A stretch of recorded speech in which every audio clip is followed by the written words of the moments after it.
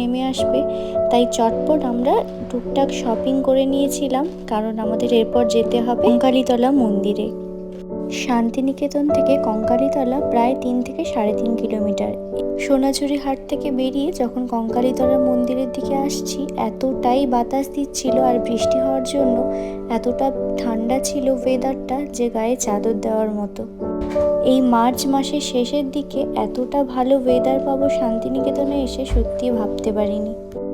এদিকে আমরা মন্দিরে আমরা পুজো তো দিতে পারিনি, কিন্তু আমরা প্রণাম করতে ঢুকে দেখো আমাদের মন্দিরের পুরোহিত প্রসাদ আর মায়ের ফুল দিয়েছিল। প্রসাদ নিয়ে মায়ের দর্শন করে আমরা চলে এসেছিলাম রাতের খাবারের জন্য একটা রেস্টুরেন্টে।